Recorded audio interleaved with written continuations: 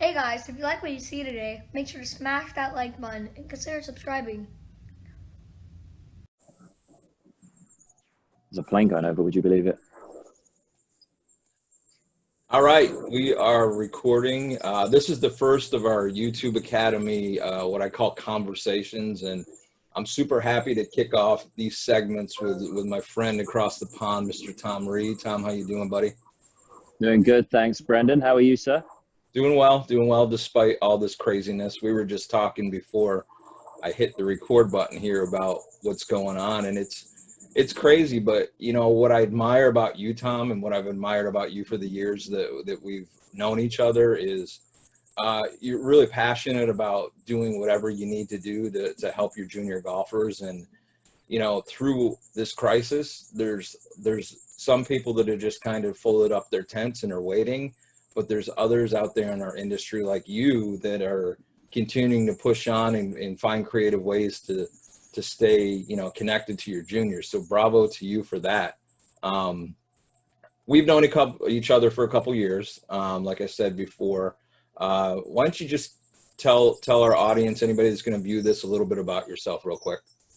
Yeah, sure. I mean, I was the kid that was trying to hold a 5 foot putt to win the Open as a junior golfer. My passion began actually watching the Masters, which is quite apt for this week, where Tiger's defending. It was watching Tiger play the '97 Masters. I was 11 years old, and was this guy hitting it 300 plus yards and fist pumping and blowing the field away. And to me, he made the game look really exciting and fun and youthful. And that's kind of was the catalyst for me to get into it as a player. And I went through the years, and I played at county golf and international golf, which is like state and collegiate with you guys over in the US. And then I never really got my tour card, but I got to a good level, a good playing level. I was a +2 player, and I decided that it was time to make a decision on, did I want to pursue a playing career or try something new. And at the time I was collecting balls on the driving range at Wentworth, and I got an opportunity to start my PGA training. And then 3 months into that, I realized, you know, I was given the kids, which is an interesting thing we can come back to, but I was given young kids to teach because I wasn't experienced enough. So I started working with 5-year-olds and 6-year-olds and 7-year-olds and teaching them how to hold the club, playing games with them, taking them out on the course. At Wentworth, we had 3 golf courses. We had a par 3 course. We had so much land that we could use. And I was out there, we just had this massive playground that I could teach juniors. And all of a sudden, I created a group of 6 kids, and 6 kids turned into 10 kids, turned into 12, turned into 15. And after 3 years at Wentworth, I had 65 children coming for weekly academy lessons. It's And I awesome. created the junior academy at Wentworth. And in that time, I visited the PGA trade show in America. And a couple of months before I flew, I was Googling what can I do that's kids coaching based, because I thought I really want to do this. I can instill the same passion that I had as a junior into other juniors. And, you know, these kids may or may not become great players. That wasn't really the point. The point was to get kids enjoying their golf.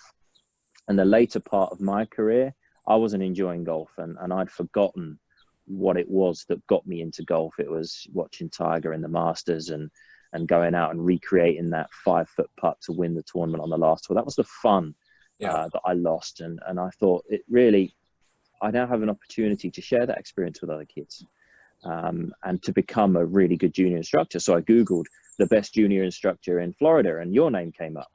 And I sent you an email, and I asked if I could come and spend some time with you. And you recommended that I should do perhaps the US Kids Coaching certification course, which I did. I went to the Marriott Hotel down there on I-Drive in the US, and I spent a day with the guys from US Kids, which was one of the best bits of advice I'd ever received, because you become part of a coaching family, and you gain the basic, I think almost elementary skills that a junior instructor must have, the understanding of game-based learning, the understanding of showing the kid progression, and making sure that all of the games that you set out are smart, so specific, measurable, achievable, realistic, and time. If you can get all of your games structured in such a way, before the kid really knows it, they're being taught all of the technical elements of the game, but in such a fun manner. And that's, you know, doing that certification, meeting you, getting involved, you know, actually spending time in the trenches, working with these juniors, got me to a point where I became a really confident junior instructor. And since then, I've moved to Stoke Park, and I got involved working with David Ledbetter, which, you know, completely transformed the way that I instructed. It got me back to the basics and the fundamentals, which I think a lot of really good coaches overlook now. You know, the basics of how to hold, the basics of pivot, that I now install in the juniors, and these kids have got their fundamentals on lockdown straight away. They're enjoying the game, they're understanding the rules. You know, I feel like now I've been able to merge what I've learned with Ledbetter, merge what I've learned teaching and from you as kids and from guys like yourself into one kind of package. So junior instruction for me now is becoming just really, really enjoyable. And I love teaching the kids, but I love spending time with the families too. There's some great parents and siblings, and they bring their dogs out with them on the weekends, and you even get to know the dogs' names. You know, it's really a community, and that's what I love so much about it. So I'm at the stage now where I'm at Sunningdale Heath Golf Club, which is a par 58 18-hole course. It's tailor-made for junior golf and junior development. So the plan now is to create a very large junior academy there, and a hub, an environment for the kids to come to every week, where they feel comfortable, where the rules aren't quite as strict as they might be used to at other private establishments.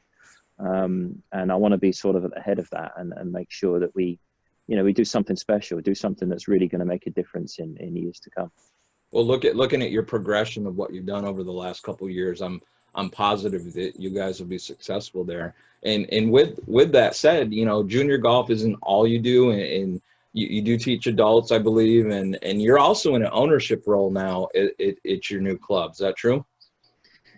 Yeah, that's right. You know, when Wentworth became ultra private, my ability to teach non-members and people that, you know, they'd have to pay a very expensive membership fee to maintain their membership there, that didn't work for my academy. So we created an indoor golf academy at Sunningdale Heath, which is a Harry Colt course, 118 years old, believe it or not.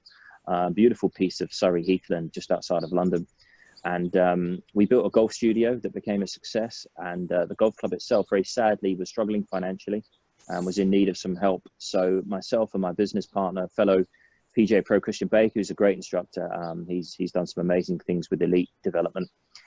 He and I put a proposal together to two of our clients who were successful businessmen. And it was an investment program into Sunningdale Heath to reinvest, to redo the clubhouse, to redesign the course, to put in some new facilities, new bar. So stuff that we feel was kind of ahead of the golfing curve. You know, we call it premium inclusive. So all of a sudden, the members had to vote us in, which they did so a good majority. And we became golf club owners back in November last year, which is quite surreal. Even now, you know, 6 months in, it seems surreal to say that. So, you know, now as a club owner, I have a different set of responsibilities. So my long-term program now, and my plan is to create a team of instructors, a team of staff who share the same values, who understand the journey that we're on, who understand where we want to be as a club and as an academy in years to come. And I can start developing coaches as well as kids, because my time is obviously now getting quite booked in, but I'm finding the time to continue doing my junior academy, to continue doing my online instruction, to continue talking to families and kids outside of those work hours, which is a huge part of the job, being a support system, you know, remotely as well as by the hour, because you can't expect every time somebody wants to talk to you, you stand there face to face and you're exchanging your time for their money. Yeah. That's not how it works. And if a coach has a high level of passion and really cares about their students, that's what they'll do. So I'm learning to manage time, which is my biggest hurdle at the moment, is how do I manage my time the best, splitting between coaching and running the golf club and also having a life at the same time. You know, that's a hard thing for coaches, and I think a lot of coaches struggle to find that personal time. I don't have kids yet, but I think I might do in the future, and things are going to become tougher then. So my focus for the next 2 years is to put a system in place, create an environment and an academy program that is running like clockwork, and then we can have a great team of coaches along with myself, and I'll be there, of course, to continue teaching, where we can really build and grow that into something big, because I've always been a big believer in synergy and teamwork. Yep. And if a club can create that team atmosphere in its coaching team and as part of its general outlook, then we'll do well. So time management is the challenge. But right now in lockdown, I've got a couple of weeks to figure out how things are going to work. So this is, for me, a priority now is that people stay safe. But the second priority is to make that time productive. Yeah. What can we do in this time that's going to make a difference when things go back to normal again, whatever normal is? Because I don't know about you, but I think things are going to go from 0 to 100 pretty quick as soon as things are back, because people are going to be itching to get out again and get back to what is normal to them. Yeah. So exciting times. You know, I agree with you, and not to downplay the severity of the situation that we're all in. But, you know, this is kind of a reset, as I've called it, you know, when speaking to a couple people. And if you're using this time from a business standpoint, first and foremost, staying safe, and heeding the warnings and staying inside. But if you use the time correctly from a business standpoint, stay engaged with your kids. And on the flip side, for the juniors, you know, for our students, they too can use this time to become better just as much as we can use this time to become better. So, you know, that leads me to one of the big reasons why I called you on here to do this is, one, I wanted you to tell your story. I wanted that to get out there. But two, I've been noticing on your Instagram some of these daily challenges that you're doing for junior golfers, and it's not just your kids that you're working with, but you're getting kids from all over, you know, jumping onto these. So tell me where you came up with these, and they're pretty funny, pretty unique, using the toilet paper. And why don't you tell me a little about that? Well, you know, I think that as a coach, you know, you're very grateful for business to start with, and if you're teaching juniors, then mum and dad are the taxis and the bill payers, right? Yep. So mum and dad become your friends too when you build that rapport. It's super important to build that rapport. They're having a hard time because they've got kids at home. Some of them are homeschooling. Some of them are now on Easter break over here in the UK, so there's no schooling. So mum and dad have got to do their job if they're working from home. They've got to manage the house and they've got to look after their kids. So for me, it's a loyalty thing. You know, I think it's super important to offer something as their coach, as the guy that looks after their kid. Give them a daily challenge, give them some content, give them something to do and enjoy. And also what I've noticed by creating these daily challenges, and I've used my own database as well as social media to offer it out to any families out there, because that's what it's all about, is that the kids are starting to create their own versions of the challenges and games that I'm setting them. Yeah. So not only are we giving them something to do, but we're giving them an opportunity to be creative. Yeah. And now with the modern day of tablets and Netflix and apps, and I think there's a lot of screen time there that mum and dad probably want to remove. And the easiest thing to do right now is to give the kids screen time. So what I wanted to do is give them a challenge where they could be outside, where they could be creative, and they can still maintain their skill for golf, you know, the hand-eye coordination, the balance element, all of the skill, all of the stuff that you can do in your garden will contribute to your development as an athlete and as a golfer. So it was a daily challenge. And actually, if I'm honest as well, Brendan, a lot of it was for me too. Yeah. I love my job and I miss it. And the daily challenges keeps me going. It keeps me thinking. I'm thinking, right, what am I going to do today that's going to challenge the kids, that's different to yesterday, that's fun, and involving the toilet rolls is just kind of a joke on the whole panic buy of toilet rolls that was happening a few weeks back. People are now giving me grief saying that I've got too many toilet rolls, but but there's plenty in stock now. So yeah, that was the whole idea. So daily challenges is for me, it's a community thing. And it's having some fun. You know, we're creating a community for kids, for coaches, and just for everyone to enjoy themselves. And from a social media standpoint as well, I mean, that's a full-time job, as you know very well. Oh yeah. You know, it's a lot of time there. So also trying to maintain some kind of an audience on social media, because that's a way of feeding business, is if you put yourself out there. But if you, like you said, you pitch your tent and you hide for the next 4 weeks, you're going to lose that audience. And also that, you know, the parents and the clients that you have that are so loyal to you, you're not doing anything for them during this period. And I think that's the worst part. I think you should be giving as much as you can in this time, as much as you possibly can, to help those people out. Let's see a couple of what you've put out there and offered for the kids to do as far as the challenges go. All right, cool. So this one is all about coordination and balance. Okay, so just give me a sec. I'm going to get set up. Gotcha. So,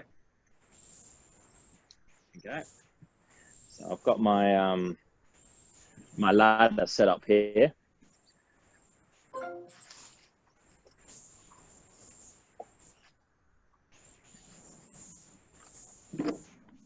So now I'm just using a tennis ball here because, you know, I want to promote safety as well. So I don't want kids at home knocking golf balls into windows and breaking mum and dad's lovely flower arrangements. So I'm going with a tennis ball here. And you can see that down there on that angle. Yeah, we're looking good. Around for it. Cool. So what I've got here is I've got a ladder with 3 different heights on. So obviously it's a knockdown, lockdown. So you can chip the tennis ball at the toilet rolls and take them out, maybe starting from low to high. And then I've got a bucket at the bottom as well. But instead of standing there and doing that, you can just stand there and chip at those targets, and that's cool. It's fun. But my twist on this game is to do it standing on 1 foot. Because if you do it standing on 1 foot, 1, it's a bit of fun. But 2, obviously, you're developing all of those important coordination and balance skills. You know, all of this stuff is so important for your development. And like I say, it's fun. So basically, the simple game here is that you set yourself up, and if we're going for the toilet rolls now, I'd ask the kids just to keep their right foot off the ground, keep their left foot on the ground. And then if you can do it on 1 foot and knock down one of the targets, that was close. That way, then the kids can actually have some fun while they're playing the game. Yeah. So it's amazing. You know, I'm racking my brains thinking, what could my junior challenge day be today? And that's exactly what the kids are doing at home. They're thinking, okay, that was a fun challenge that Coach Tom gave me. Now what? What if we balance the toilet roll on the top? Or what if we put the bucket a few more meters away from the hitting area and challenge themselves further? So that's the big thing about these games is it's regular, it's fun, but it allows the kid opportunity to be creative beyond the challenges that they're set. Yeah, and you know, I'm looking at your setup too, and I had a little bit of extra money saved, so I invested in putting something in my backyard. But yeah, you don't need to make it an extravagant setup. It doesn't have to be ultra expensive, you know, for the kids to continue. And that's what I like most about what you're doing with this. You've got a ladder. You built out a frame there, and you just draped over. Was that a bed sheet that you draped over there? It's a dust sheet, yeah, that you'd use for painting and decorating. It's just leftover timber from the garage, a couple of nails, screwed it together, 5-foot frame, and then just hung the sheets over the top. Because I think what's going to happen, Brendan, where obviously eBay is now like an Amazon is sold out of indoor practice nets. Yeah. That actually, what are you going to do with those when we're all done? It's kind of wasted money, and it's expensive. You can spend up to $100, $200 on these setups. So you could use a doormat as a mat that you would have at home anyway. Leftover timber, you know, I borrowed some from my dad's shared garage at home. I'm sure there's some around, and some old dust sheets. So yeah, absolutely. And that's creative too, right? Because you're building something. Yeah. And then when it's all said and done, that will go back in and it will be reused again. So yeah, absolutely right. You know, it's good to save cost at this moment in time. Because a lot of people will be out of work or having reduced salaries at this point. So yeah, if you can save money where you can, it's super important too. And for me as well, you know, I want to promote that. I want to make sure that I'm not promoting the most up-to-date, you know, crazy brand new high-tech net. You know, it's good to show that you can make it work with what you already have at home. Yeah. Yeah. Before we wrap this up, where can people find you out in the social channels? So I'm on Instagram and Twitter. Instagram's the one I tend to use the most, and it's Tom Reid Golf. So TomReid Golf. So follow me on either there. On Instagram, I'll be posting my daily junior challenges. Tom, I appreciate it. And, you know, next week we're going to do a podcast through our Love of the Links podcast and have all of our judges on, which Tom is one of those, for our best Pee-wee golf swing in the world competition. I appreciate your time, my friend, and keep doing all the good stuff that you're doing. It's really good. Thanks, Brendan. Thanks for having me. I really appreciate it, and always appreciate spending time with you. So thanks a lot for your support. Thanks, man. Thanks a lot.